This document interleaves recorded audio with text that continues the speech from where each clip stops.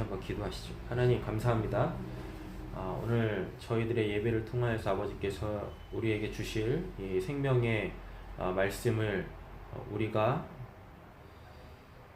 마음 깊이 새겨 들을 수 있게 하여 주시옵소서. 그 소리가 들릴 때에 하늘의 문이 열리고 하늘에서부터 우리가 진짜로 들어야 될 아버지의 그 음성이 들려올 줄로 믿습니다. 그로 말미암아 우리의 이 삶의 현장에서 특별히 이 예배 시간에 하나님께서 우리를 위해서 예배해 놓으신 그 은혜의 실체가 확 드러나게 하여 주시옵소서. 하나님 그리하여서 그 은혜 가운데에서 예배하고 그 은혜 가운데에서 살아갈 수 있는 우리 전도사님 되게 하여 주시고, 하나님 이 예배를 사모하는 그 모든 이들에게 동일한 은혜가 있을 줄로 믿사오며 우리를 구원하신 예수님의 이름으로 기도드립니다. 아멘.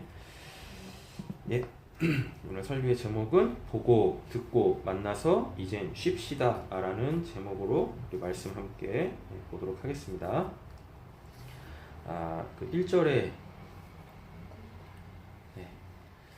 1절에 보시니까요, 성경에서 제가 굉장히 좋아하는 표현들이 있습니다. 그 뭐냐, 보라, 들으라, 또 만나라, 내가 너를 만나줄게, 뭐 이런 표현들, 그리고 좀 찾으라, 이런 표현들을 저는 개인적으로 성경에서 굉장히 좋아하는데, 오늘 본문에 보시면은 제가 개인적으로 좋아하는 표현들이 이렇게 등장을 합니다. 그래서 오늘 본문이 저에게는 좀 이렇게 특별하고, 또 이 말씀을 나누시는 전도사님에게도 오늘 이 본문이 하나님을 만나시는 놀라운 도전의 말씀이 되어지길 원합니다. 1절 보시니까 이 일 후에라고 되어져 있는데, 이 일 후에라는 것은 이제 1장부터 3장까지의 내용을 이야기하겠죠. 1장부터 3장까지의 내용은 7교회에 대한 이야기입니다. 7교회가 어떻게 신앙을 해야 되는지, 또 어떻게 신앙생활을 해야 하는지에 대하여서 성령의 감동을 받은 그 요한이 각 교회들에게 메시지를 전하고 있죠. 그 후에라는 이야기입니다. 내가 보니 라고 되어져 있어요. 내가 보니, 하늘에 열린 문이 있는데, 우리가 신앙생활을 하는데 하나님께서 우리에게 눈이라는 걸 주셨습니다. 근데 우리가 이 눈을 가지고 정말 봐야 될 것은 보지 못하고 보지 말아야 될 것들, 그리고 굳이 안 봐도 되는 것들에 너무 많이 집중을 하며 살고 있죠. 그래서 그것들로 인하여서 우리의 마음을 뺏기는 경우들이 많이 있습니다. 우리의 마음이라는 것은 우리가 보고 듣는 걸로 마음이 채워지게 되어져 있거든요. 그래서 오늘 말씀을 통하여서 우리의 눈이 이제 하나님을 온전히 보길 원하고, 하나님이 계시는 그 하나님의 나라가 우리의 삶 속에 아주 가까이 와 있다라는 것을 느끼고 깨닫고, 또 그 나라를 직접적으로 살아내는 귀한 은혜가 있기를 간절히 소원합니다. 하늘에 열린 문이 있는데 라고 되어져 있습니다. 어떤 사람들한테는 하늘이 닫혀 있는데, 오늘 본문을 쓰고 있는 이 사도 요한한테는 그 하늘의 문이 열렸네요. 하늘의 문이 열리면 당연히 그 하늘이 보이겠죠. 천국이 보이겠죠. 우리에게도 이와 같은 열린 문이 있기를 원합니다. 굳게 닫혀 있었던 그 천국에 활짝 열려서 그 천국의 실체를 보고 그 실체를 사모하여서 우리도 이 땅에서, 그리고 또 죽어서도 그 하나님이 다스리시는 그 하늘 나라를 온전히 살아내기를 간절히 소원합니다. 하늘의 문이 열렸는데 거기에 또 뭐가 있냐면 내가 들은 바라고 되어져 있어요. 거기서부터 소리가 들려오네요. 수많은 사람들이 기도를 합니다. 예배를 드립니다. 또 찬양을 하죠. 또 개인적으로 묵상들을 많이 하고 있습니다. 그들은 왜 그렇게 기도를 하고 묵상을 하고 예배를 드리고 할까요? 당연히 하나님 만나기 위해서겠죠. 하나님의 음성을 듣기 위하여 그들은 기도하고 또 묵상에 집중한다라는 것입니다. 그런데 그 하나님 소리를 듣는 사람들이 그렇게 많은 것 같지 않습니다. 뭐가 옳은 건지, 하나님의 음성을 듣기 힘든 것이 일반적인 건지, 아니면 하나님의 음성을 자연스럽게 듣는 것이 일반적인 건지, 우리는 우리의 신앙생활을 하면서 이런 본문들 앞에서 좀 심각하게 고민을 해봐야 한다라는 거죠. 오늘 본문을 쓰고 있는 사도 요한은 실제적으로 예수님과 함께 짧으면 짧겠지만 길면 길 수도 있는 3년 6개월의 그 예수님의 공생의 기간을 동고동락했던 사람이다라는 거죠. 그리고 그는 예수님의 십자가에서 죽음의 현장에도 있었고, 또 부활의 현장에도 있었고, 부활하셔가지고 당신의 부활을 증거하시는 그 40일 동안에도 요한은 예수님과 함께 있었었죠. 그래서 요한은 그 하나님의 음성을 정확하게 분별하여 들을 수 있었던 사람이다라는 것입니다. 근데 요한이 특별해서 그런가? 예수님을 육신적으로 만나서 그런가? 그렇지 않습니다. 2절에 보니까 내가 곧 성령에 감동되었더니 라고 되어져 있죠. 지금 이 시대에도 성령의 감동을 받은 사람, 즉 성령이 내주하시고 충만히 거하시는 사람은 그 성령으로 말미암아 하나님의 음성을 이렇게 들을 수가 있습니다. 성령의 감동을 받은 사람은 하늘의 열린 문을 통하여서 그 하늘에서부터 그에게 전해주는 하나님의 그 귀한 음성들을 들을 수 있게 되어지고, 그 음성을 듣게 되어지면 그가 그렇게 원하는 하나님의 말씀대로 살게 되어지는 복음에 합당한 삶, 하나님의 마음에 합한 자의 그 삶을 살아낼 수가 있게 되어진다라는 것입니다. 그러면서 또 뭐라고 하냐면 이리로 올라오래요. 이리로 올라오라. 우리가 살고 있는 이 죄악된 세상에서 그 하나님이 온전히 다스리시는 그 하나님의 나라로 지금 올라오라 라고 우리에게 말씀하고 있습니다. 오늘 말씀을 통하여서 우리가 나중에 함께 기도할 때에 우리에게도 이 음성이 들리고, 그래서 우리가 이 땅에서 발이 떠서 하나님이 계시는 뭐 사도 바울은 고린도전서에서 3층 천이라고 이야기를 하는데 그곳에서도 우리가 하나님을 만나는 귀한 은혜가 있기를 간절히 소원합니다. 2절에 보니까 또 나와요. 내가 곧 성령에 감동되었더니 보라, 하늘의 보호자를 베풀었고, 자꾸 보라라고 이야기합니다. 우리의 신앙이 보고 들어서 그 하나님을 온전히 알고 또 그 하나님과 온전하게 연합되어져서 하나님이 구원받은 자들에게, 하나님의 백성들에게 주시고자 하시는 그 참된 안식을 누리는 저와 우리 전도사님 되어주시기를 간절히 소원합니다. 나머지 내용들은 좀 스킵을 하고 오늘 결론의 말씀이기도 한데요. 11절 말씀 보도록 하겠습니다. 그러니까 4장 1절부터 10절까지는 하늘의 열린 문을 통하여서 본 것을 지금 사도 요한이 기록을 해놓고 있어요. 그래놓고 결론의 말씀을 10절과 11절에서 우리에게 주고 있다라는 거죠. 10절 보시면 24장로들이 보좌에 앉으신 이 앞에, 여기서 보좌에 앉으신이라고 했을 때 이것은 바로 우리를 구원하여 주신 예수 그리스도죠. 요한계시록에서는 이분은 이제 어린 양이라고 표현을 합니다. 하늘에 예수님 이 땅에 계실 때는 그분이 예수님이셨지만 그분이 죽고 부활하셔서 하늘에 계실 때는 예수라는 이름을 갖지 않죠. 예수라는 그 이름은 이 땅에서 구원 사역을 하기 위하여서 잠깐 그 메시아로서 왔을 때만 주어진 이름이고요. 하늘나라에 올라가게 되어지면 더 이상 그 이름으로 계시지가 않는 거죠. 어린 양. 요한계시록에서는 어린 양이라고 표현하기도 하고, 그리고 또 그 보좌 위에 앉으신이라고 합니다. 그 보좌라는 것은 왕권. 네. 왜 어린 양이라고 굳이 또 물론 그 왜 어린 양? 6월절 예. 그 어린 양이라는 것은 어디서부터 이제 시작이 되어지냐면 그 창세기 4장에서부터 시작되어지죠. 아인과 과벨의 제사에서 아인이 아벨이죠. 아벨이 드렸던 그 양이 그 양의 첫 새끼라고 하거든요. 그 어린 양이잖아요.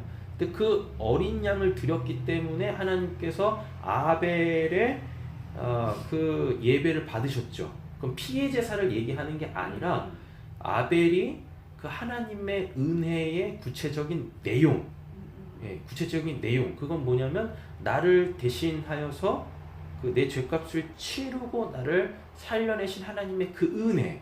에덴 동산에서 쫓겨날 때 하나님께서 그들을 그 벌거숭이로 내쫓지 아니하시고 그들의 죄, 그들이 하나님 앞에서 지은 그 수치가 되어지는 그 죄를 덮으셨죠. 뭘로 덮으셨냐면 가죽옷으로 덮으셨단 말이에요. 그럼 가죽옷의 그 실체가 뭐냐? 그게 바로 어린 양이죠.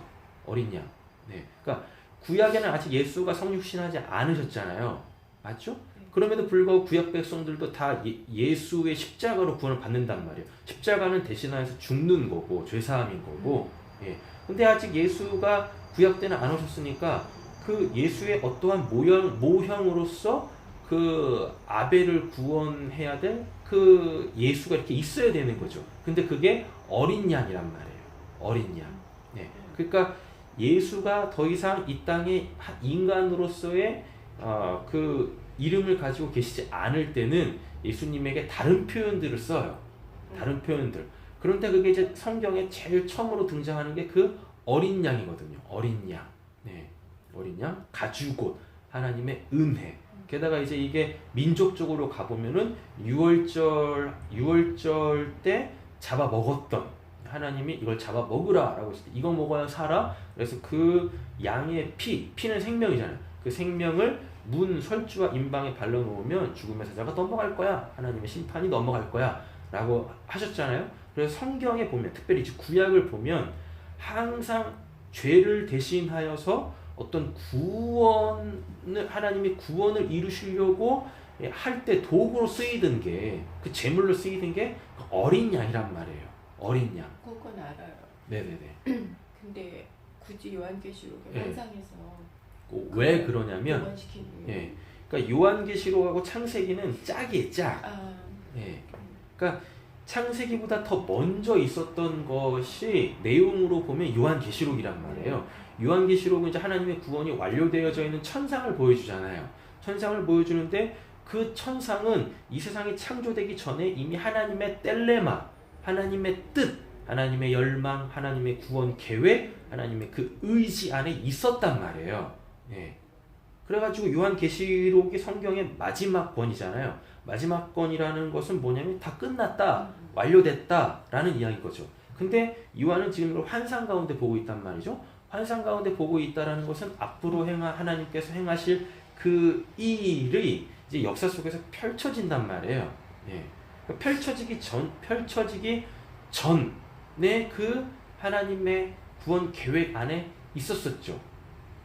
네. 그렇죠. 지금 요한이 보고 있는 내용들은 앞으로 역사 속에서 하나님께서 행하실 그 일들의 계획, 근원, 원인 이렇게 된단 말이에요. 예. 그러다 보니까 이게 이 구약의 개념을 끌고 들어오는 거예요. 구약의 개념을. 인간 예수로 얘기하지 않고, 인간 예수는 땅에서만 그 이름을 썼었고, 네. 그 인간 예수가 이 땅에서 구원자로서 행하셨던 그 본질적 그 내용은 어린 양의 희생 제사죠.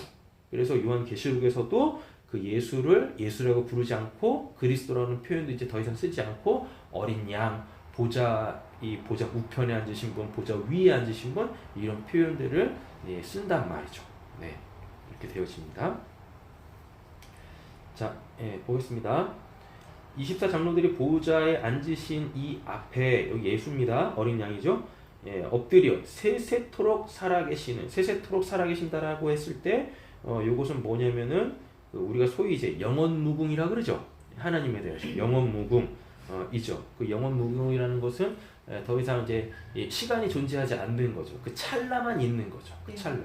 그 하나님 안에서 살아있는 그 찰나만 있다라는 이야기입니다. 그 찰나만 있는 세상으로 넘어가게 되어지면 우리가 지금 이 땅에서 염려하고 고민하고 걱정하는 이런 것들이 없어요. 왜 우리가 이렇게 이 순간순간을 살아있으면서 그렇게 염려하고 걱정하고 근심하냐면 시간이 계속 흐르고 있거든요. 근데 앞으로 나에게 주어질 시간이 어떻게 펼쳐질지, 어떻게 진행될지가 모르기 때문에 그렇게 아직 그 시간이 오지 않았음에도 불구하고 이 찰나에 오지 않은 시간들에 대한 막연한 두려움들, 염려 이런 것들로 지금의 이 시간을 그 기쁨과 감사의 시간으로 살아내지 못하고 있는 거예요. 그런데 소위 말하는 죽어서 가는 그 천국, 하나님께서 다스리시는 그 영원한 천국, 시간이라는 게 없어요. 이렇게 흘러가는 뭐가 없단 말이에요. 그냥 그 찰나, 하나님의 은혜로 그 참된 쉼을 쉬고 있는 그 기쁨과 즐거움과 감사와 찬양이 충만한, 지금 그거를 현재 하고 있는 그 찰나만 있다라는 거죠. 이게 영원무궁이죠. 이게 세세토록 살아계시는 이다라는 것입니다. 그래서 여기서는 우리가 아무리 즐거운 일을 하다 할지라도 그 일이 조금 시간이 지나면 또 지루해져요. 의미가 퇴색되고 이런다니까요. 그래서 다시 뭔가를 또 새로운 걸 해야 되고 막 이렇단 말이죠. 그런데 천국에서는 뭐냐면 그 즐거움이 끝나지가 않아요. 다른 말로 따지면 지루함 이런 게 없어요. 그 순간 그 하나님 앞에 예배하고 하나님으로 살아가는 그것이 그냥 그 순간에 계속 충만함으로 계속 채워 지는 거죠. 예. 우리가 이곳에서 다시 만나기를 간절히 소원합니다. 아멘. 간절히 바라건대 그 소위 말하는 사후 천국에서 누리게 되어질 그 하나님 한 분만으로 충만한 그 상태를 이 땅에서도 우리가 맛보아 살기를 간절히 소원합니다. 이에게 경배하고 자기의 관을 보좌 앞에 드리며 이르되, 이건 뭐냐면 지금 이들은 지금 천국에 있잖아요. 그리고 그 보좌 주변에 둘러 이렇게 있잖아요. 24장로라는 이야기는 뭐냐면 구약의 12지파, 신약의 12사도 해가지고 신구약 모두 그 예수 그리스도 구원을 받는다. 그 10이라는 숫자는 어떠한 숫자이냐면 하나님의 나라, 이스라엘의 상징 숫자예요. 이스라엘의 상징 숫자. 그리고 우리 전선생님께서 방금 말씀해 주셨지만 12는 뭐냐면 아들이 됐다라는 얘기예요. 100은 아들을 낳았다라는 거고 12는 아들이 됐다. 근데 그 아들이 됐다라는 건 뭐냐면 하나님의 백성이 됐다. 하나님의 나라가 이제 완성됐다라는 이야기입니다. 12라는 숫자가. 그래서 구약의 12, 신약의 12 이렇게 해가지고 하나님의 나라가 온전해졌다가 바로 이 24장로들을 상징하게 되어지는 거죠. 자, 오늘 이제 본문 보도록 하겠습니다. 11절. 우리 주 하나님이여 영광과 존귀와 권능을 받으시는 것이 합당하오니. 이게 창세기 이제 2장 3장을 보면 그 인간이 선악과를 따먹어요. 인간이 선악과를 따먹습니다. 그래가지고 그 선악과의 실체가 무엇인가에 대한 신학적 그 고찰들도 많이 있고요. 그리고 신앙적 고민들도 많이 있습니다. 그러면 그 도대체 선악과의 실체가 뭘까? 선악과의 실체가 뭘까? 요한계시록 오늘 본문 전까지는 선악과가 어떻게 이제 그 정리가 되어지냐면 선이라는 것과 악이라는 것의 주체가 내가 됐다는 얘기인 거예요. 그래서 내 기준으로 이건 나한테 선한 거야, 이건 나한테 악한 거야 해서 선한 걸 취하고 악한 것은 배제할 때 그걸 이제 선악과를 따먹었다라 그래요. 근데 예수 그리스도로 말미암아 이 선악과를 따먹었었던 이 옛적 자인 내가 십자가에 못 박히고 하나님의 성령으로 나에게 새 사람, 속 사람을 주셔서 내가 하늘로 거듭나게 되어지면 이제 더 이상 세상을 살아갈 때에 뭔가의 어떤 가치 판단을 하거나 선악과 의 분별을 할 때 더 이상 내가 기준이 돼서 이건 선한 거야, 이건 악한 거야 라고 하는 게 아니라 분명히 우리는 이 땅에서 어떤 선택을 분명히 하게 되어져요. 어떠한 선택의 기로에 그 분명히 이렇게 선과 악을 분별해야 될 때 그때 하나님한테 묻는 거죠. 매 순간마다 하나님 뭐가 옳은 건데요? 뭘 하나님께서 기뻐하시는 건데요? 뭐가 하나님의 뜻입니까? 이렇게 되어 묻는 거죠. 그럼 그게 이제 그 사람은 선악과가 소화가 된 거예요. 다른 말로 따지면은 선악과를 따먹은 그 원죄를 해결받은 거예요. 죄사함 받은 거예요. 그래서 모든 것의 선이신 하나님의 뜻대로 살게 되어지죠. 근데 요한계시록에 딱 와보면 선악과의 내용이 바뀝니다. 더 본질적인 걸로 바뀌죠. 뭐냐면 구원받은 자들이 지금 하나님 나라에서 뭘 하고 있냐면 우리 주 하나님이여 영광과 존귀와 권능을 받으시는 것이 합당하오니. 이 말을 다르게 바꿔보면 영광이라는 것과 존귀라는 것과 권능은 하나님 거란 얘기예요. 근데 우리가 이 땅에서 사는 사람들을 한번 보죠. 하나님 믿기 전에 우리를 한번 보죠. 얼마나 자기 영광을 위해서 살았습니까? 얼마나 내가 존귀하다라는 것을 다른 사람들에게 알리기 위해서 그렇게 힘쓰고 애썼습니까? 그죠? 그리고 뭘 그렇게 할 수 있다고 뭘 그렇게 지금까지 해왔으며 그리고 앞으로도 나는 할 수 있어 라는 어떤 캐치플레이를 걸고 계속 뭔가를 그렇게 하려고 하냐고요. 하나님 없이 하나님 바깥에서 자기가 취하려고 하는 그 영광, 존귀, 권능, 나는 할 수 있어 이런 모든 것이 이게 다 선악과인 거예요. 그래서 예수 그리스도로 말미암아 선악과를 따먹었었던 영광과 존귀와 권능 이건 내 거여야 돼. 난 이것을 위해 살아야 돼. 그래서 세상의 정점 위에 내가 딱 서가지고 내가 하나님같이 이 세상을 한번 다스려봐야지. 내가 내 세상을 한번 만들어봐야지. 이게 선악과의 실체란 말이에요.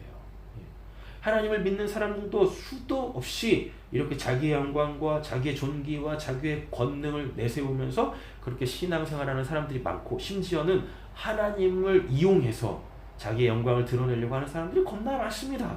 예, 하나님을 이용해서 내가 얼마나 존귀한 사람인지를 다른 사람들한테 알려가지고 예, 그렇게 나의 이 귀함의 대접을 받으려고 하고 있고 예, 그리고 그렇게 사람들을 막 뭐 이렇게 이게 옳은 건지 모르겠지만 막 사람들을 선동해가지고 우리는 할 수 있어요 하면서 교회에서 또 뭔가를 막 하려고 하는데 한번 되물어보죠. 그게 정말 하나님의 나라에 필요한 건가?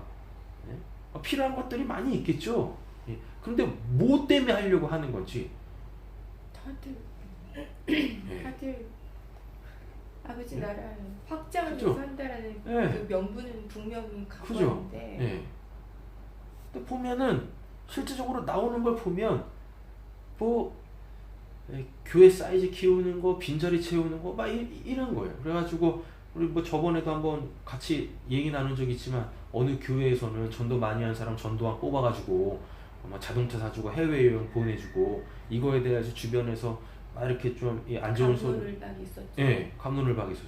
안 좋은 일 했더니 막 아니 우리 교회에서 우리가 복음 전도하기 위해서 이렇게 해가지고 이런 거 뭐 선물로 준다는데 니들이 뭔데 그렇게 뭐 관여하냐고 결론났어요. 이런 내용들이 막 있잖아요. 예. 그들의 그 전도에 대한 의도를 의심하고 싶지는 않습니다. 예. 그런데 그 전도를 통하여서 뭔가 사람들에게 어떤 동기부여를 할 때 정말 내가 하나님을 사랑해서인지 인간이라는 게 그렇잖아요. 분명히 우리가 하나님을 사랑해서 복음을 전하지만 그 주변에서 뭔가 내가 한 거에 대한 대가 지불을 하면 사람의 마음이 그게 쏠리게 돼 있다니까요. 사람의 마음이 거기에 뺏기게 되어 있어요. 그래서 내가 한 명만 더 하면 저 사람보다 더 많이 해가지고 내가 자동차 탈 수 있는데 이렇게 안 돼. 인간이 이렇게 연약해요. 인간이 구원을 받아도 여전히 인간이 이 육신을 벗기 전에는 흙으로 무가치한 이 육신의 몸을 벗기 전에는 그러한 육신적인 것, 세상적인 것에 대해서 마음을 뺏기게 되어져 있다니까요. 네. 아니 제가 볼 때는 그 전도 그 캐치프레이즈 걸으신 그 교회 관계자나 네. 거기에 열신다고 하는 분들이나 네. 일단 그분들이 진짜 하나님을 만났는지가 저는 일단 궁금하거든요. 그쵸. 만약에 만나셨다면 네. 그 양쪽 팀이 그렇게 과연 거기에 뛰어들 수 있을까? 그러게요. 네. 뛰어들지 않을 것 같아요. 그 놀이에. 그쵸. 하나님을 만나면 적어도 제가 만난 그 하나님, 제가 믿고 있는 하나님, 그 저의 하나님이 저에게 요구하시는 것들을 보면 그냥 처음부터 끝까지 그 과정도 그냥 다 온전히 하나님이셔야 돼요. 그렇죠. 예. 심지어는 제가 좋아하는 말씀이 있는데 이제 누가복음 17장에 나오는데 종이 밭에서 열심히 일하고 왔어요. 그랬더니 주인이 야 배고파 저녁 차려 이런데요. 예. 그때도 종이 또 주인이 시키는 일을 주인이 또 시키니까 또 열심히 또 합니다. 예. 근데 주인이 뭐라고 하냐면 종은 종이 해야 될 일을 했는데 그거에 대해서 칭찬할 게 뭐 있겠느냐 이런 말을 한단 말이에요. 이런 말. 예. 근데 우리는 자꾸 하나님의 어떠한 그 영광, 하나님의 나라를 위한 그 어떠한 일을 하고 자꾸 종의 신분을 잊은 채 자꾸 그거에 대한 어떠한 그 보상을 받으려고 하는 인간의 이 근본적 마음이 이제 발동을 하는 거죠. 네. 이거에 대해서 싸움이 필요하다라고 생각이 되었습니다. 그리고 불가피한 것 같아요. 그 싸움은. 네. 그냥 우리는 하나님의 일을 했더라도 저는 무익한 종입니다. 저는 무익한 종입니다. 오히려 하나님의 일을 하고 돌 맞을 이 돌을 맞게 되어진다 할지라도 오히려 우리는 그 스데반처럼 우리의 얼굴에서 주의 형상이 드러나야 할 줄 믿습니다. 예. 내가 교회를 위해서 내가 무슨 하나님 나라를 위해서 이렇게 했는데 뭐 나 알아주지도 않고 나한테 뭐 어떤 것도 안 해줘? 그래가지고 그냥 얼굴에 똥 씹은 얼굴로 그냥 그렇게 교회를 다니는 게 아니라 그렇게 신앙생활 하는 게 아니라 아무도 몰라줘도 아무도 박수 쳐주지 않아도 어떠한 보상이 없어도 예, 불꽃 같은 눈동자로 예, 우리 뭐 옛날에 그런 말 있잖아요. 네, 내 새끼 눈에 넣어도 아프지 않는다고. 예, 그 하나님이 우리를 그렇게 지켜보고 계시는데 그 하나님 앞에서 겸손하게 그 하나님이 우리의 상이잖아요. 하나님 자체가 우리의 상인데 그 하나님을 상으로 받은 자들이 뭘 원하고 뭘 더 바랄 게 뭐가 있겠습니까? 그 하나님이 예, 우리의 형편과 사정을 누구보다도 더 잘 아시는 때 때를 따라 돕는 은혜가 있을 줄로 믿습니다. 예. 자, 오늘 본문을 좀 자세하게 좀 살펴보도록 하겠는데요. 우리 주 하나님이여 영광, 영광이라는 단어가 이제 이게 독사라는 단어예요. 독사. 옛날에 어줍잖게 이런 단어를 가지고 이제 조커를 날렸었죠. 독이 있는 뱀, 독사. 네. 자, 독사, 그런 독사 아닙니다. 영광, 독사라고 하는데 독사의 뜻이 뭐니? 그렇죠. 자, 신앙생활 하면서 이 영광이 뭔지도 모르고 신앙생활 하는 사람들이 굉장히 많아요. 그래가지고 뭐 툭 하면 하나님께 영광 올려드립니다. 뭐 이런 사람들 많은데 그 사람들한테 묻고 싶은 거예요. 도대체 영광이 뭡니까? 도대체 영광이 뭡니까? 뭔지도 모르고 그렇게 막 영광이라는 단어를 막 쓴다니까요. 신앙생활 하면서. 네. 영광이라는 단어는 뭐뭐처럼 보이다예요. 뭐뭐처럼 보이다. 네. 이게 바로 독사죠. 그래서 예수 그리스도가 하나님의 영광의 실체거든요. 네. 예수 그리스도가. 그러니까 예수를 보면 하나님을 볼 수 있다라 그래요. 그때 예수를 통해서 하나님을 볼 때 그게 바로 예수가 하나님의 영광이 드러났다라고 하는 거예요. 그때 예수님이 내가 아버지께 영광 올려드립니다라고 쓰는 거예요. 그때. 예. 아무 때나 영광이라는 단어를 쓰는 게 아니란 말이에요. 날 통해서 그 하나님의 살아계심이 누군가에게 드러났을 때, 그래서 그가 나에게 집중하는 게 아니라 날 통해서 역사하시는 그 하나님을 보게 되어질 때, 그때 그가 바로 하는 이야기가 뭐냐면, 내가 하는 얘기가 아니라 그가 바로 하는 얘기가 뭐냐면 하나님의 영광입니다 라고 하는 거예요. 근데 수많은 사람들이 어떤 하나님의 일을 해놓고 사람들한테 칭찬을 받게 되어지면 그때 하나님께 영광 올려드립니다 라고 하거든요. 하나님께 영광 올려드립니다 라는 것은 그 일 한 자가 하는 게 아니에요. 하나님을 본 자가 하는 거예요. 하나님을 본 자가.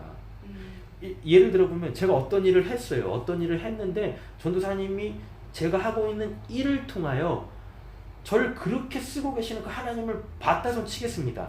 그때 전도사님이 하나님의 영광이 드러났어요 라고 하는 거예요. 네, 그때 저는 사라지는 거예요. 그때 저는 아무 필요가 없는 거예요. 네, 하나님은 그때 그냥 저를 도구로만 쓰셨을 뿐인 거죠. 영광은 바로 그런 단어라는 얘기죠. 그 어떠한 것을 통하여서 하나님이 보여질 때, 그래서 그 하나님을 본 자가 하나님께 영광입니다 라고 이때 쓰는 거란 말이에요. 네. 자, 영광은 이런 뜻이고요. 존귀 나옵니다. 존귀는 뭐냐면 티메라는 단어인데, 이게 이제 티메가 무슨 뜻이냐면 지불된 돈. 지불된 돈. 이게 존귀입니다. 다른 말로 따지면 제가 어떤 물건이 필요해요. 그죠? 어떤 물건이 필요해요. 근데 그 물건을 사려면 뭐가 필요하면 돈이 필요하죠. 그래서 제가 제가 필요한 물건에 대한 대가 지불을 했어요. 돈을 줬어요. 그리고 제가 저에게 필요한 물건을 딱 받았죠. 네. 그 필요한 물건을 제가 딱 받았을 때 그 물건을 보면서 뭐라고 하냐면 그때 그게 존귀라고 하는 거예요. 그때 그걸. 네. 그때 그걸. 자, 이렇게 볼게요. 이 티메라는 단어가 어디서 유래했냐면 티노라는 단어에서 유래했습니다. 티노가 뭐냐면 형벌로서 벌을 받다예요. 형벌로서 벌을 받다. 그럼 이 존귀는 누구한테만 쓰는 거냐면 예수한테만 쓰는 거예요. 네. 죄악된 인간을 위하여서 대신하여 그 대가 지불을 한 자는 예수밖에 없잖아요. 네. 맞죠? 예수밖에 없다니까요. 예수, 하나님이, 자 보세요. 하나님이 예수를 존귀하다고 하세요. 존귀하다고 하시면서 나를 살리기 위하여서 내 생명의 값을 예수로 지불하셨단 말이에요. 십자가에서 이 죽으심으로, 형벌을 대신하여 받으심으로. 그래서 하나님이 지금 우리를 돌려받으신 거죠. 네. 우리를 되찾아내신 거죠. 네. 이때 우리가 하나님한테 존귀한 자가 되는 거예요. 그때만. 네. 그래서 내가 하나님한테 존귀한 자, 내가 존귀한 자가 되려면 하나님 측에서 반드시 대가 지불을 하셔야 돼요. 하나님께서 대가 지불을 하셔야 돼요. 그 대가 지불이 누구였냐면 예수였잖아요. 그래서 우리는 예수로 존귀하게 된 자가 된 거예요. 네, 지금 그 말씀은 네. 내 인생에 목사님 자주 쓰시는 표현을 십자가가 서야 된다. 그렇죠. 근데 네. 보통은 우리가 그냥 예수님으로 구원 받았다라고 네. 할 때 네. 그 십자가가 선다라는 의미와 네. 내가 예수를 만나서 네. 구원 받았다라는 의미를 전혀 좀 모르고 막 말하고 있거든요. 그죠? 네. 그냥 교회 와가지고 저도 그랬으니까. 네네. 뭐 저도 그랬어요. 믿으라고 해서 믿었어요. 그래서 구원받은 줄 알았어요. 나중에 보니까 제 인생에 진짜 십자가가 딱 쓰는 그 순간 하나님이 저에게 너가 죄인이야 라고 했을 때 제가 생각하는 죄가 아니라 하나님이 직접 물으신 너가 죄인이야 라는 그 질문 앞에 섰을 때 예, 그게 바로 저에게는 십자가가 서는 시간 때였었거든요. 아 근데 솔직히 저는 지금도 십자가가 섰는지 잘 모르겠는데요.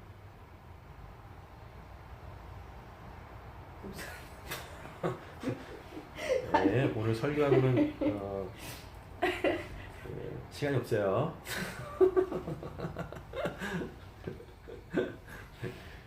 그거는 말씀을 들으시고 기도하시면서 해결하셔야 될 내용인 것 같고요. 네, 제가 한 가지 확신하는 건 있습니다. 뭐냐면 전도사님의 십자가는 이미 서 있습니다. 그렇게 말씀하셨어요 저에게. 네, 전도사님의 십자가는 이미 서 있으세요. 네. 거기서 내가 되어서 매달려 계신 그 예수를 이제는 보고 그분의 음성을 듣고 그분을 맞아들이실 때 이미 하나님 안에서는 예수 그리스도를 영접하셨잖아요. 네. 그죠? 예. 그래서 지금 저하고 이렇게 예배를 드리고 계시는 거고. 그잖아요?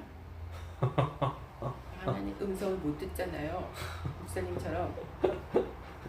듣게 되어지실 것입니다. 예, 저를 만나셨는데 못 들으시면 이상한 거지. 네. 들려주실 거예요. 걱정하지 마세요. 자, 그래서 예수만이 하나님의 살아계심을 보이셨죠. 그래서 예수가 영광이고 예수가 우리의 생명을 우리에게 하나님께 생명을 주시기 위해서 죄값을 지불해 주셨잖아요. 그래서 예수가 존귀한 자인 거죠. 자, 그리고 이제 권능이 나왔습니다. 권능, 이게 이제 듀나미스예요. 듀나미스의 뜻은 뭐냐면 이제 할 수 있다죠. 할 수 있다. 이 듀나미스를 잘 이해를 하셔야 되는데 듀나미스는 그가 갖고 있는 신분에서 할 수 있는 걸 얘기하는 거예요. 네. 듀나미스. 어떤 신분이 됐어요. 그래서 그 신분이 주어지는 그 힘. 대통령이 됐습니다. 대통령이 됐으니까 국가를 대신해서 다른 국가의 정상들을 만나서 어떤 국가 간에 협의를 할 수 있죠. 맞잖아요. 그렇죠. 근데 제가 대통령이 아닌 제가 무슨 트럼프를 만나가지고 지금 미국에 있는 모든 한국인들에게 다 뭐 영주권을 내주고 시민권을 내주라 하면은 뭐 트럼프가 승인해 주겠어요? 아니잖아요. 아무것도 아니죠. 그 신분이 없잖아요. 그 트럼프를 만날 수 있는 신분이 없어요, 저한테는. 그죠? 예. 근데 대한민국의 대통령은 지금 문재인 대통령이잖아요. 그 문재인 대통령이 그 대한민국을 대표해서 트럼프를 만날 수 있지 않습니까? 예.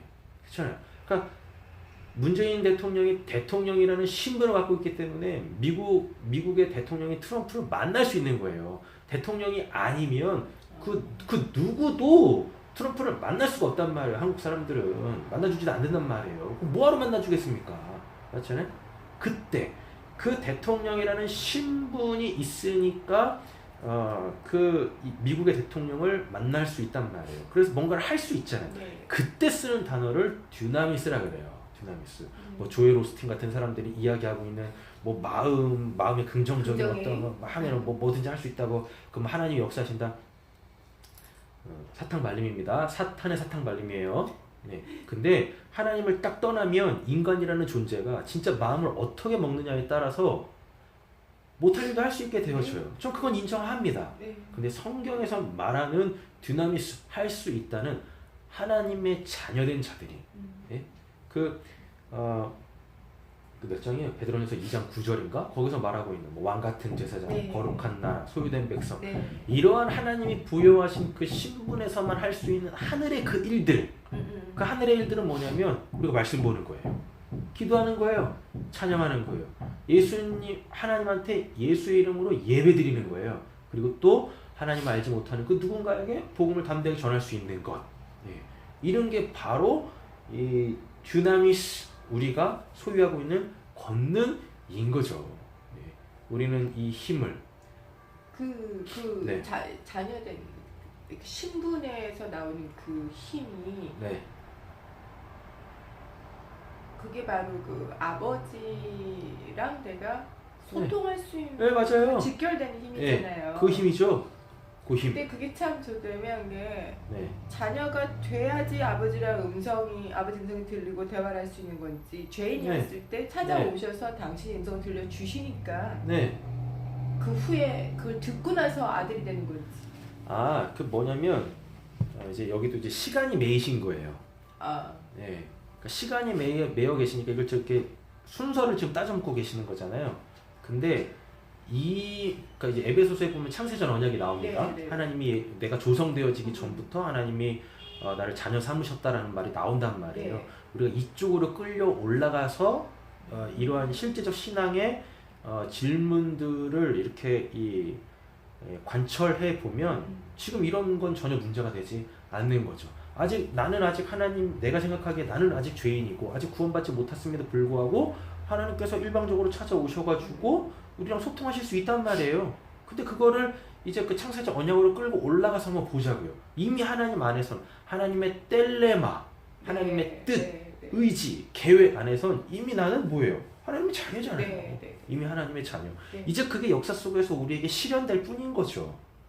그러니까 우리가 이제 하나님에 대하여서 생각할 때, 특별히 성경을 볼 때는 이 시간과 공간이라는 것에서부터 이렇게 놓여서 좀 생각해야 되는 훈련들을 하셔야 돼요.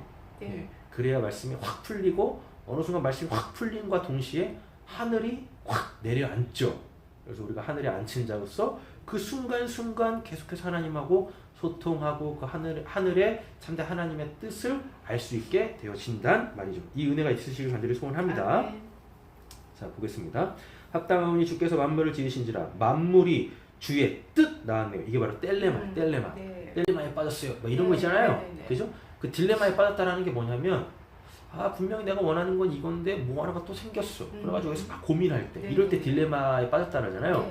근데 성경에서 말하는 이 딜레마, 이제 헬라어대로 읽어보면 텔레마라고 하는데 이 텔레마는 성경에서 뜻으로 다 번역했습니다. 뜻, 하나님의 뜻, 주의 뜻, 이렇게 뜻이라고 번역을 했는데 이거의 원래 의미는 뭐냐면 뭐가 결정돼 있어요. 결정하다. 결정하다가 아니라 이미 결정돼 있는 거야. 그 고민할 필요가 없어요. 그래서 하나님은 무슨 일을 하시는데 고민하지 않습니다. 이미 결정이 돼 있어. 하나님이 막 고민하면서 이걸 할까 저럴까, 하나님 이런 분 아니시란 말이에요. 하나님에 대한 정확한 인식이 없으니까 사람들이 기도라는 걸 가지고 보좌를 흔들려고. 막 보좌를 흔들려고 그래요. 그래가지고 내가 막 기도하면 하나님께서 이 뜻을 갖고 계셨는데 이 뜻으로 바꾸실 거야.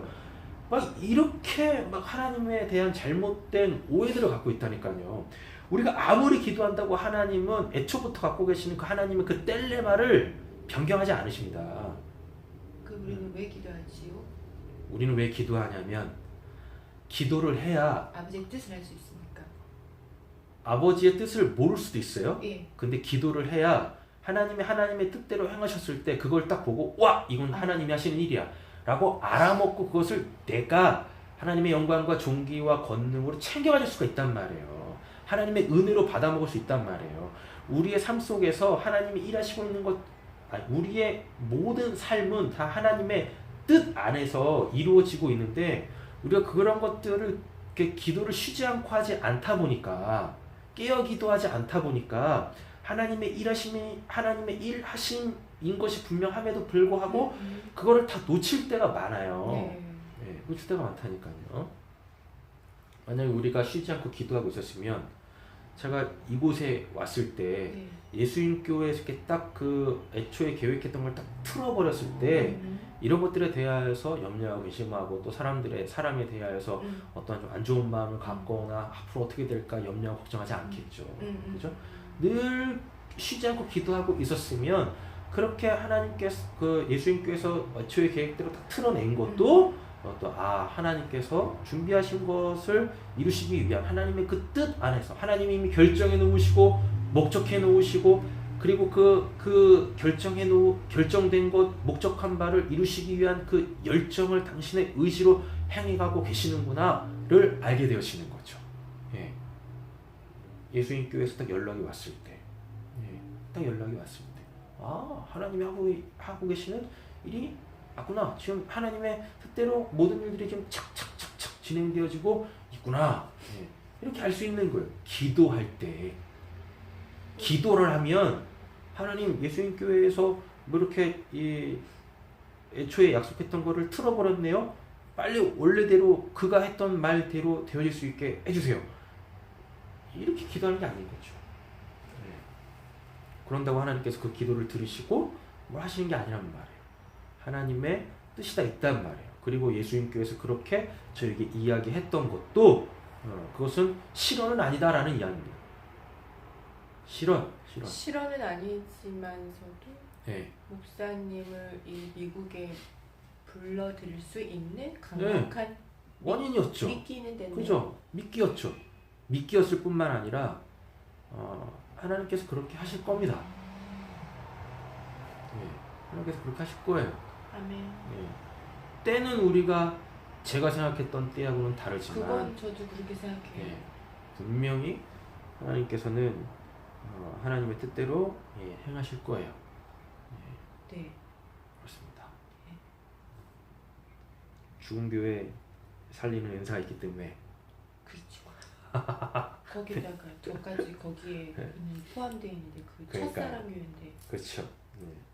이미 하나님께서 뜻대로 행하실 거예요. 하나님의 교회를 하나님은 그렇게 놔두시지 않으시죠. 네. 복음으로 살려내실 줄로 믿습니다. 자, 이게 왜 이러냐면 잘 보세요. 이게 이제 한글 성경에서는 잘 안 등장해요. 보면 주께서 만물을 지으신지라 하나님은 창조주시라는 얘기죠. 자, 만물이 주의 뜻대로 있었고라고 했을 때 이 있었고가 헬라어로 n이에요. n. 영어로 하면 in이죠. 네. 뭐뭐 안에. 그러니까 하나님이 이미 결정해 놓으신 것, 하나님의 목적하신 바, 하나님의 그 열정, 하나님의 의지 안에 모든 게 다 있었다라는 거예요. 그래서 그게 그냥 역사 속에서 하나씩 등장할 뿐이죠. 그래서 하나님께서 이미 창조의 계획을 가지고 계셨고 그 창조의 계획은 창세기 1장부터 하나하나 시작되어진 거죠. 그래서 성경에서 가장 먼저 쓰여진 건 요한계시록입니다. 근데 희한하게 요한계시록의 맨 마지막으로 되어져 있죠. 요한계시록이 지금 천상의 그 모든 내용들 그렇죠. 보고 있는 거잖아요. 그렇죠. 근데 그 뜻 안에서 뭐였대요? 지금 지으심을 받았대잖아요. 창조가 시작됐대잖아요. 네. 그래서 요한계시록에 원래대로 따지면 원래 제일 처음에 쓰여진 책이에요. 그래놓고 창세기부터 착착착 역사 속에서 펼쳐지는 거예요. 이렇게 되는 거예요. 그럼에도 불구하고 정경화 작업할 때 제일 마지막에 넣게 하신 것도 하나님의 다 하나님의 섭리죠. 이끄심이죠. 왜 그렇죠. 그러셨을까요?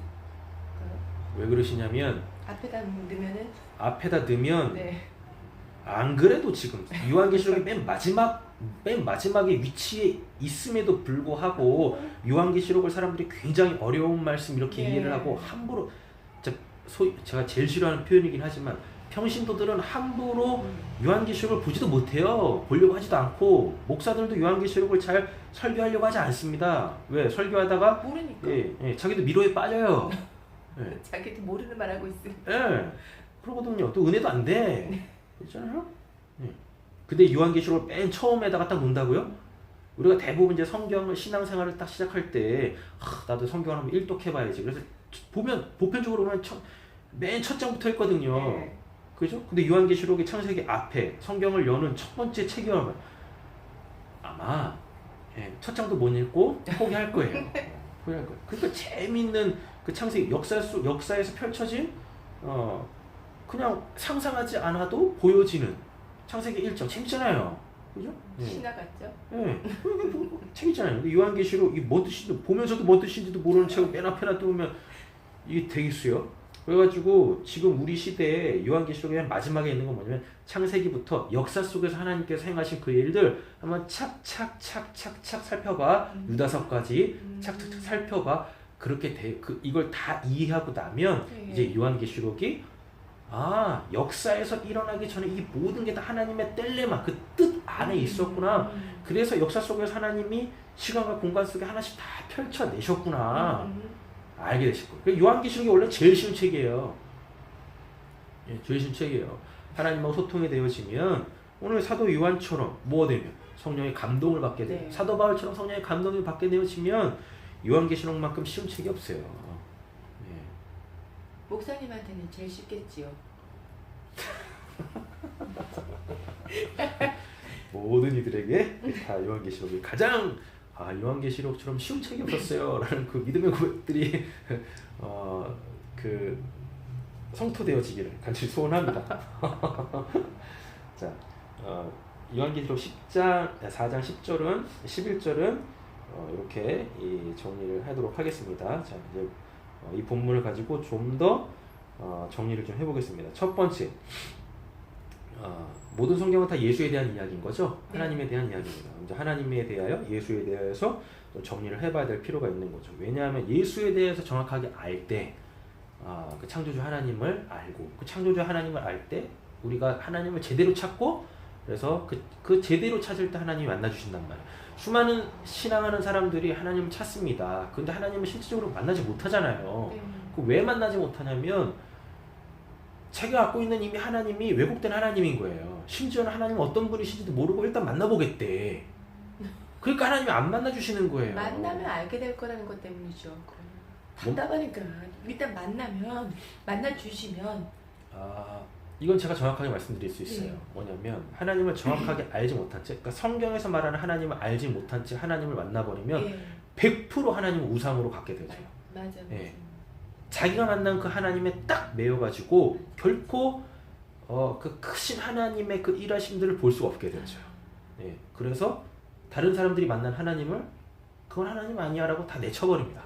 자기가 만난 하나님만이 하나님이라고. 예. 이런 독불장구식 아주 왜곡된 신앙을 하게 되어지는 경향들이 수도 없어요. 그래서 이런 사람들이 뭐가 되냐면 교주가 되고 이단이 되고 이러는 거예요. 예. 그래서 사람들이 그 사람에게 다 매이는 거예요. 네. 그 강력한, 예. 제가 말씀드리는 건 이제 성경에서 말하는 걸 이야기하는 게 아닙니다. 소위 말하는 카리스마틱한 그 목회자들한테 다 매이는 거예요. 예. 그래서 그 목사 아니면 결코 하나님을 개인적으로 만나지 못하는, 예. 그러한 이제 그 좋게 표현하겠습니다. 어린아이 신앙에서 벗어나지 못하는 거예요. 예. 하나님은 누군가를 통해서 만나는 게 아니라 직접 만나길 원하시거든요. 네. 성도들 한 사람 한 사람을 개인적으로 그렇게 돕대하길 원하시거든요. 예. 그래서 소위 말하는 이런 카리스마틱한 이 목회자들 때문에 오히려 정말 수많은 이 성도님들이 하나님을 만나지 못하는 거예요. 하나님을 그렇게 만나고 싶어 해도. 그분들은 이미 만나고 있다고 믿고 있어요. 그 네. 목사님을 통하여 네. 간접적으로라도 만났으면 되는 거 아니냐. 왜냐면 어쨌든 만나고 있다고 생각하고 있는 거죠. 그럼 이제 따져 물으면 되죠. 당신 만난 하나님이 어떤 분이신지 말씀 한번 해보시라고. 성경대로 한번 정리를 한번 해보시라고. 아직 그런 사람 제가 못 봤어요. 예. 그냥 그걸로 만족하고 살고 있어요. 다들. 더 그죠? 이상 바라지도 않아요. 네. 그게 화인 맞은 심령이에요. 몰라요. 내가 뭘 더 만나야 되는 건지 자체를 몰라요. 그러니까요. 그게 가장 안타까운 거예요. 그게 그들한테 죄란 말입니다. 하나님이 찾아가셔가지고 그에게 죄를 물으실 때 그가 그걸 죄라고 깨달아야 하나님 만날 수 있어요. 네. 아니, 하나님이 얼마나 좋으신 분이시고 하나님이 얼마나 크시고 다양하신 분이신데, 예? 하나님을 한번 만나게 되어지면 더 만나고 싶어지는 열망이 생기지. 난 이만큼이면 됐어요? 도대체 얼만큼 만났길래, 어떤 하나님을 만났길래 전 이만큼이면 됐어요? 기독교 신앙이 그런 게 어디 있어요? 예? 기독교 신앙이 종교죠. 그죠? 예. 종교에서 빨리 탈피를 해야 된다라는 이야기인 거죠. 자, 보겠습니다. 영광과 존귀와 권능은 주께만 있습니다. 우리가 네. 신앙생활하면서 하나님을 통하여서 내 영광, 내 존귀, 내 권능 찾으시면 안 되시는 거예요. 나에게서 비록 하나님의 영광이 드러나고 나에게서 비록 이 존귀가 드러나고 권능이 드러난다 할지라도 그 마지막에는 항상 하나님이 계셔야 돼요. 과정에도 하나님이 계셔야 되지만 어느 순간 자기 정욕에 빠져가지고 이건 내가 했어요. 이렇게 가시지 않길 간절히 소원합니다. 요한계시록 5장 12절 보시면 큰 음성으로 이르되 죽임을 당하신 어린 양은 능력과 부와 지혜와 힘과 존귀와 영광과 찬송을 받으시게 합당하도다 라고 되어져 있습니다. 이런 표현들이 요한계시록에 많이 나오는데 이게 요한계시록을 구성하는 요소 중에 후렴구예요. 어떤 내용이 나오면 항상 자 이런 내용 봤지? 이런 내용에 빠져있지 말고 하나님께만 영광과 감사와 찬송을 드려야 돼 라고 이렇게 우리의 그 눈에 보여지는 것에 내 마음을 뺏기려고 하는 것을 환기시켜 준단 말이에요. 네, 되어집니다. 자, 인간이나 자연이나 어떠한 영적 존재라고 하면 우리는 대번에 천사나 사탄을 천사나 사탄을 생각하죠. 이런 영적인 존재는 결단코 우리의 경배의 대상이나 우리의 믿음의 대상이 아니에요. 요한계시록에서는 그리고 우리가 보고 있는 요한계시록 4장에서는 우리에게 철저하게 말씀해주고 있습니다. 뭐냐면 우리의 모든 경배의 대상, 우리의 믿음의 대상은 오직 영광과 감사와 영광과 존귀와 권능을 받으시기에 합당하신 그것은 그분 거다. 요 분에게만 있다라는 것 우리에게 말씀해주고 있죠. 로마서 5장 6절에서 8절 보시면 우리가 아직 연약할 때 기약대로 그리스도께서 경건하지 않은 자를 위하여 죽으셨도다. 의인을 위하여 죽는 자가 쉽지 않고 선인을 위하여 용감히 죽는 자가 혹 있거니와 우리가 죄인 되었을 때 그리스도께서 우리를 위하여 죽으심을 하나님께서 우리에 대한 자기의 사랑을 확증하셨느니라 라고 이렇게 말씀하고 있습니다. 여기에서 뭐가 등장해요? 대가지불. 아까 우리가 봤었던 존귀, 티메 라는 단어가 여기서 등장하잖아요. 다시 한번 읽어드리면 의인을 위하여서 죽는 자가 쉽지 않대요. 내가 의인이나 내가 죄인이다 할지라도 저 사람이 의인인데 지금 저 사람이 죽게 생겼어요. 그렇다고 해서 저 사람을 살리기 위해서 대신해서 죽을 사람이 별로 없다고요. 이게 쉽지 않다는 얘기입니다. 선인을 위하여 용감히 죽는 자가 혹 있대요. 착한 사람을 위하여서. 그러니까 영화 같은 데 보면 자기 보스를 위해서 대신해서 죽는 부하들이 있잖아요. 이런 사람들이 가끔 있단 말이에요. 그런데 죄인을 위해서 대신해서 죽는 사람은 없어요. 죄인을 위해서 대신해서 죽는 사람은 없다. 근데 그거를 하나님이 예수로 하셨단 말입니다. 그래서 영광과 존귀와 권능은 하나님께만 있어요. 그래서 하나님만이 우리의 믿음의 대상인 거죠. 때로는 아주 아름다운 경광을 딱 보면서 그걸 마음에 확 품고 뭐예요? 나 이거 또 보고 싶어. 나 그거 보려고 또 갈 거야. 이것도 이 우상숭배란 말입니다. 이래요. 요즘 이 시대에 보면은 먹고 사는 문제는 어느 정도 해결이 됐잖아요. 그러다 보니까 이제 좀 향상된 삶의 어떤 질을 위해서 여행 다니는 사람들이 많잖아요. 여행 다니면서 너무 아름다운 자연 광경을 보면서 내가 다음에 또 이렇게 올 거야. 내가 또 다음에 와서 또 볼 거야. 그렇잖아요. 그 마음속에 그래가지고 하나님 창조해 놓으신 그 자연이 이렇게 들어가 있는 거예요. 그리고 자기의 마음이 거기에 계속 뺏기는 거예요. 그걸 만드신 그 하나님을 보지 못하고. 우리 펀드를 만들어가지고 오로라를 보러 가시게요. 오로라를 딱 보면서 그 자연이 제공하는 그 빛의 아름다움, 하늘에서 펼쳐지는 그 빛의 그 놀라운 그 판타지스러운 그런 거에 마음 뺏기는 것이 아니라 이것까지도 만드셔서 하나님의 그 아름다움을 우리에게 보여주시는 그 하나님 앞에서 참되게 예비하신 그날이 곧 오기를 간절히 소원합니다. 할렐루야. 할렐루야. 처음 하셨어요. 자, 두 번째입니다. 주는 창조주시죠. 오늘 본문에 보면 뭐라고 되어 있어요? 만물을 지으신 바 그 뜻 안에서 지어졌다. 하나님이 창조주시죠. 그 창세기 1장 1절 보면 태초에 하나님이 천지를 창조하시니라 라고 성경을 딱 열면서 언급을 하고 있습니다. 선언을 하고 있죠. 하나님이 태초에 하나님이 천지를 창조하시니라.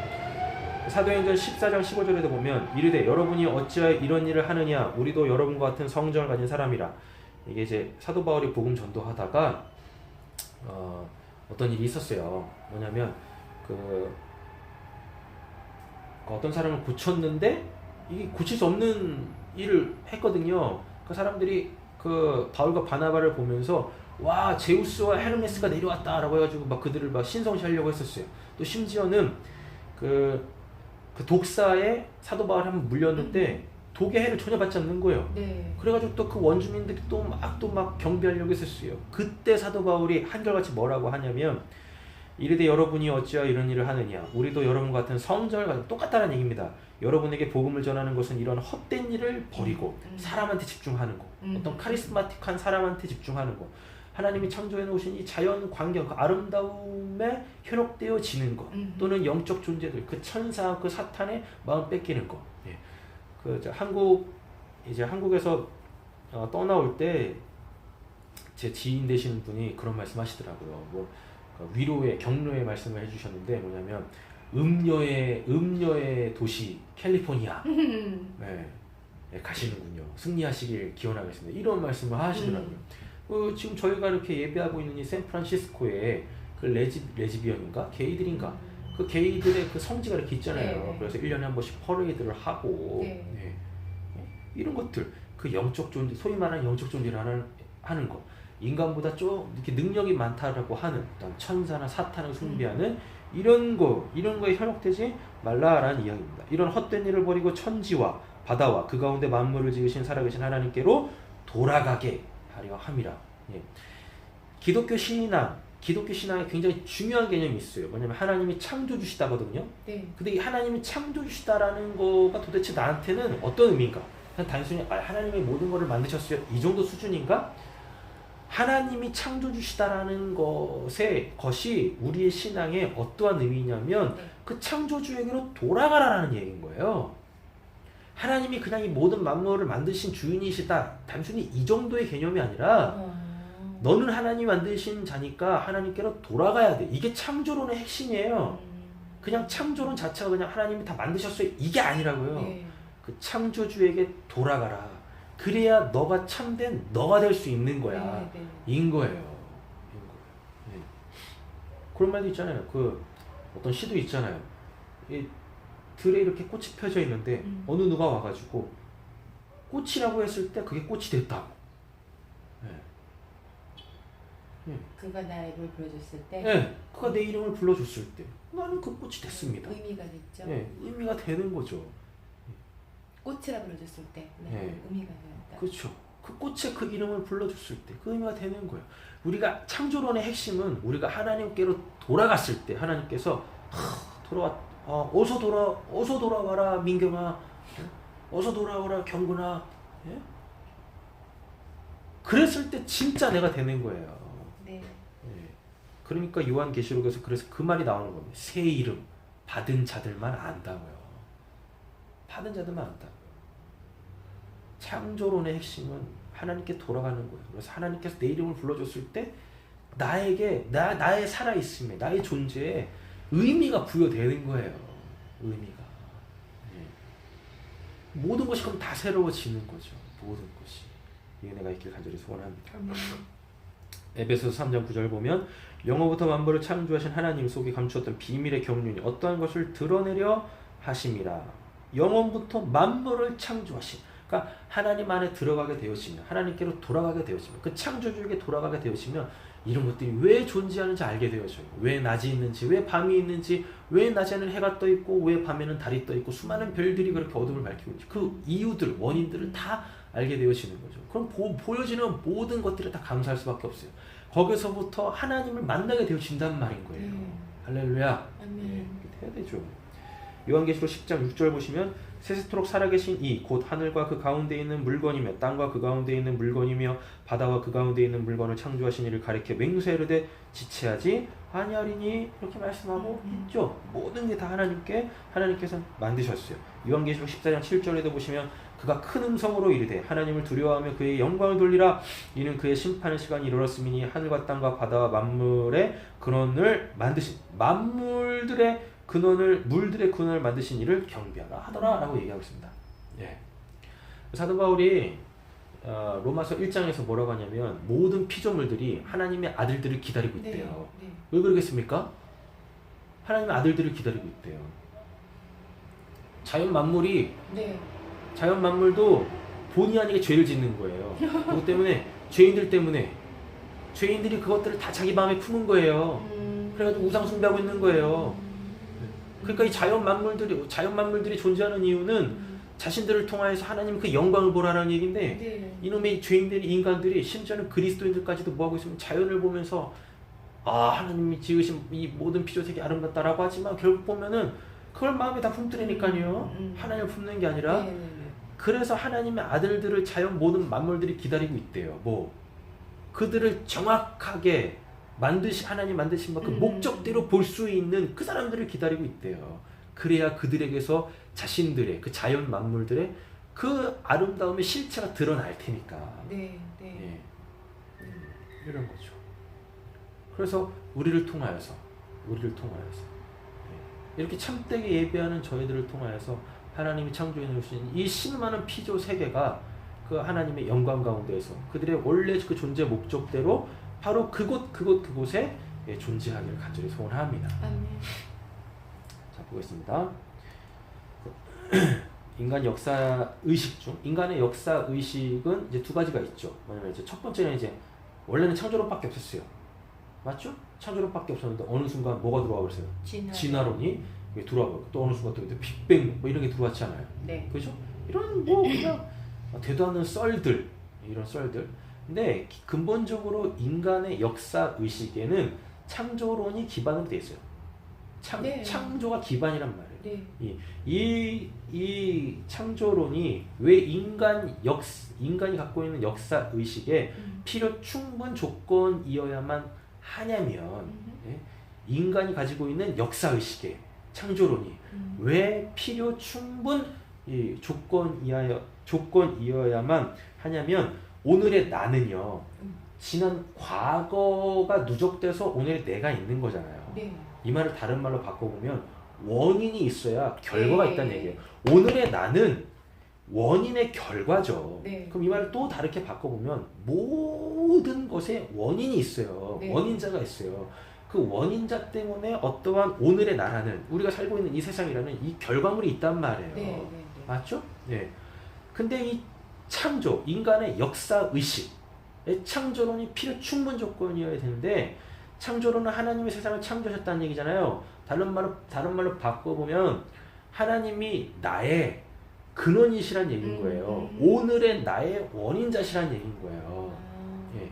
이래서 우리의 인생, 역사 의식의 필요 충분 조건은 바로 창조여야 한다라는 이야기인 거죠. 네. 이렇게 어느 순간 그 창조주이신 하나님이 내 안에 쑥 들어오게 되어지면 나에게 지난 과거들이 재해석되어져요. 네. 그래가지고 오늘의 나에 감사할 수 있게 되어지는 거예요. 네. 근데 수많은 사람들이 자기 지난 과거에 대해서 만족하지 못하는 사람들이 많잖아요. 네. 맞죠?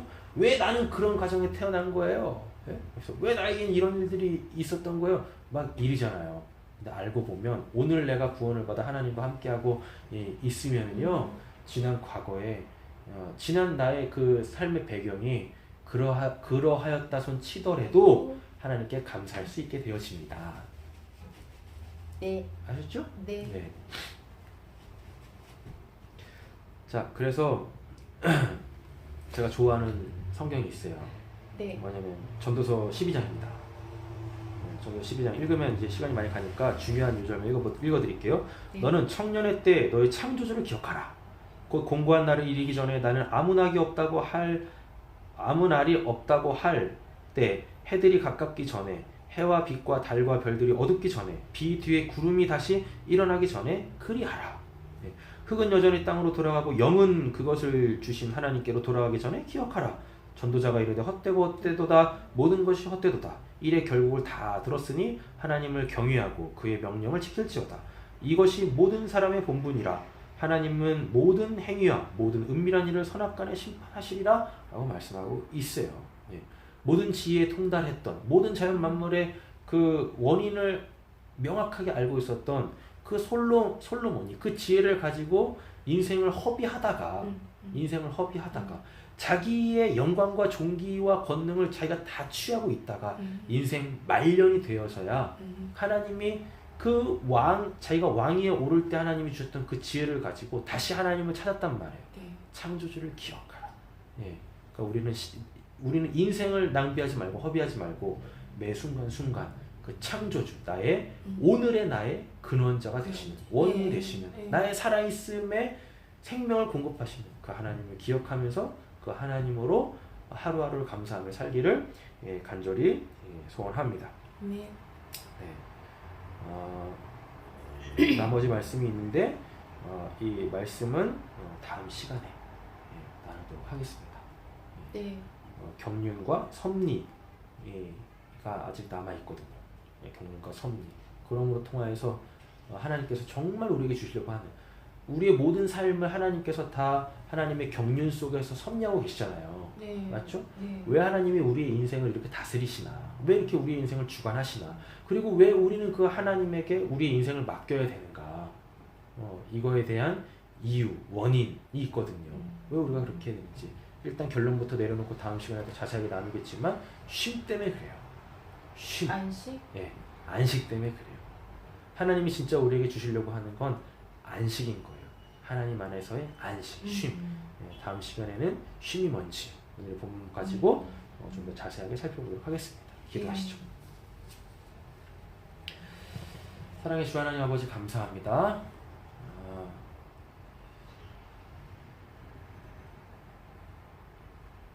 영광과 존귀와 권능이 누구의 것인지에 대하여서 배웠습니다. 하나님, 우리가 신앙생활하면서 그 선악과를 영광과 존귀와 권능으로 따먹지는 않았습니까? 하나님, 이제는 영광과 존귀와 권능의 주체이신 우리 주 예수 그리스도 그 하나님을 생명의 양식으로 취할 수 있는 저희들이 되게 하여 주시옵소서. 더 이상 선악과가 아니라 생명나무의 그 열매로 배불리는 저희들. 그래서 그 생명나무의 열매가 필요한 자들에게 아낌없이 내어줄 수 있는, 나눠줄 수 있는 하나님의 귀한 사람들 되게 하여 주시옵소서. 하나님이 우리의 창조주이십니다. 하나님, 우리가 속히 그 창조주에게로 돌아가서 나의 나됨으로 이제는 참된 삶 살 수 있도록 저와 우리 전도사님에게 은혜를 허락하여 주시고, 하나님, 우리 이 모임, 이 교회 가운데 있게 하여 주시옵소서. 감사드리며 우리를 원하신 예수님의 이름으로 기도드립니다. 아멘. 그리고 찬양 한 장 드리고 축도를 마치겠습니다. 406장입니다. 고난 내용은 편이실 곳과 찬양하겠습니다. 고난 내용은 편이실 곳과 고난 내용은 편이실 곳과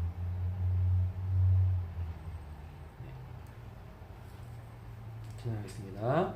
고난 내 영혼 편이실 곳과 풍랑이 일어도 안전한 포구 폭풍까지도 다스리시는 주의 영원한 팔을 의지해 주의 영원하신 팔 함께 하사 항상 나를 붙드시니 어느 곳에 가든지 요동하지 않음은 주의 팔을 의지함이라.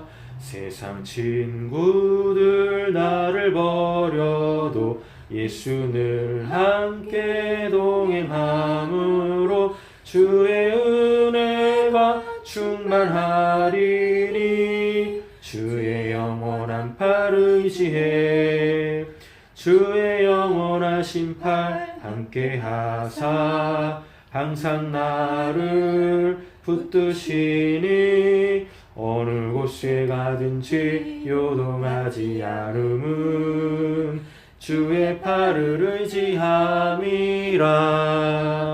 나의 믿음이 연약해져도 미리 예비한 힘을 주시며 위태할 때도 안보하시는 주의 영원한 팔을 의지해 주의 영원하신 팔 함께 하사 항상 나를 붙드시니 어느 곳에 가든지 요동하지 않음은 주의 팔을 의지함이라. 능치 못한 것 주께 없으니 나의 일생을 주께 맡기면 나의 모든 짐 대신 지시는 주의 영원한 팔을 의지해 주의 영원하신 팔 함께 하사 항상 나를 붙드시니 어느 곳에 가든지 요동하지 않음은 주의 팔을 의지함이라. 아멘. 예, 기도하겠습니다. 이제는 우리 구주 예수 그리스도의 은혜와 하나님 아버지의 사랑과 성령의 내주하시고 교통하시고 충만케 하시는 역사가 모든 삶의 현장에서 하나님께서 일하실 것임을 확실하게 믿고 의지하고 신뢰하며 기도할 때에 하나님의 일하심이 우리 눈앞에서 확 펼쳐질 것이고 그로 말미암아 하나님께 온전히 영광과 감사와 찬양을 올려드릴 우리 전도사님과 또 우리 교회 가운데 지금으로부터 영원토록 함께 있을지어다. 아멘.